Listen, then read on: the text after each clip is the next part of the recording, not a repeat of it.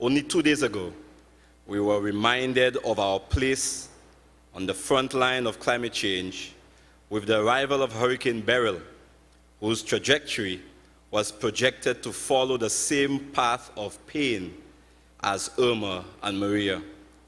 From the first announcements, our heads of government from Dominica, Antigua and Barbuda, and Montserrat all scrambled to get back home from the CARICOM heads of meeting in Jamaica. So it is timely and appropriate that we reflect today in a realistic and practical manner on the things that we need to do in order to build resilience on the front lines of climate change. We propose to do this by focusing on 5 sub-themes. 1, living on the front lines, risk, reality, and response. 2, integrated approaches to building resilience, lessons, and proven practices. 3, leveraging sustainable economic opportunities. 4, advancing climate resilience, and aligning the OECS environment agenda. Hurricanes Irma and Maria in September 2017 left a significant trail of death, destruction, and dislocation in multiple member states. While the storm's fury showed nature at its worst, it also brought out the best in us as individuals, communities, nations, and institutions. Relief supplies provided by member states range from technical expertise, security, water, food, critical supplies such as tarpaulins and medical care. The OECS Commission's response was immediate.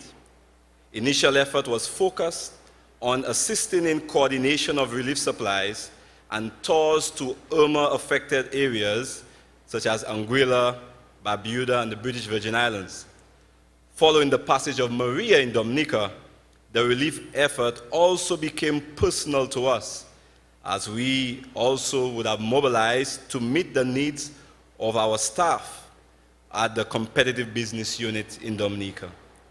In addition, the OECS was instrumental in supporting efforts towards food and water security, medical relief and supplies, logistics and transportation, and psychological support. The road to recovery will be long for many, but hope and goodwill through the demonstrated support of member states and the wider regional and international community is a source of hope. The displacement of thousands of citizens emphasizes the importance of our free movement regimes and the need to accelerate the filling of remaining gaps.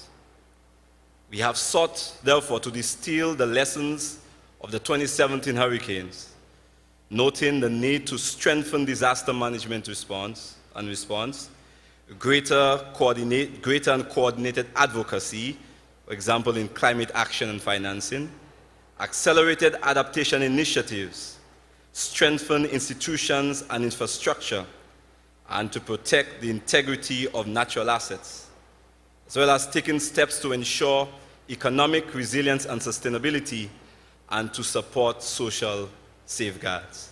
In assimilating these lessons, there are 2 major initiatives that I would specifically wish to draw to your attention as I close. One, the Caribbean Climate Smart Coalition and the OECS Commission's Triennium Plan. The OECS Commission has been leading the charge towards designing and defining a comprehensive resilience framework which would underpin and guide the work of the coalition and accelerator. This process has been deliberately consultative, inclusive, and iterative to ensure that the mandates, views, and expertise of all regional institutions and minds are engaged to insist that the coalition be truly Caribbean. This framework is now adopted by the accelerator as the macro architecture against which strategic interventions will be leveraged.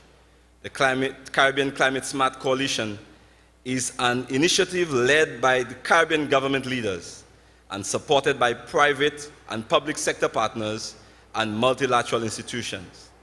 The accelerator brings together an unprecedented group of leaders to set out and implement a shared vision of transformative climate action in the Caribbean. It was announced at President Macron's One Planet Summit in Paris in December 2017 with countries, nations, and public and private sector partners represented by Prime Minister Keith Mitchell of Grenada, Prime Minister Alan Chastanet of St. Lucia, and Prime Minister Roosevelt Skerrit of Dominica, and the Virgin Group founder Sir Richard Branson. To date, the accelerator has garnered the support of 12 Caribbean government leaders and over 35 partners, and we look forward to the fruits of this initiative. Finally, the second major initiative is the Commission's Triennium Plan, which has 5 strategic priorities, which I will describe, and I will also define the implications and opportunities of each for climate resilience. 1, strategic priority 1, advance, support, and accelerate regional trade, economic, and social integration. And this has a link to the free movement of people and climate migration. Number 2, mainstreaming climate, economic, environmental, and social resilience to be better able to adapt and recover quickly from adversity in climate and environment, economic, and social systems.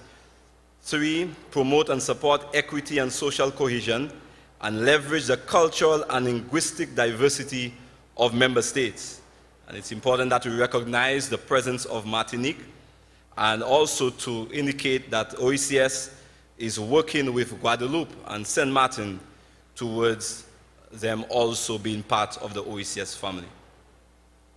Number 4, support alignment of foreign policy of member states with the developing needs of the OECS, using and expanding these to leverage needed finance, advocacy, capacity building, technology transfer towards the resilience agenda. And 5, align and strengthen institutional systems of the Commission to effectively deliver on its mandate.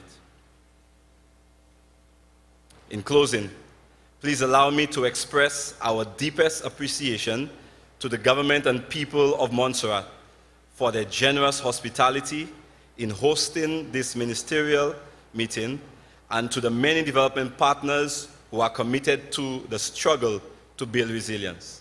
The European Union, through the EU GCCA project, CRIF SPC, and UN Environment, special mention.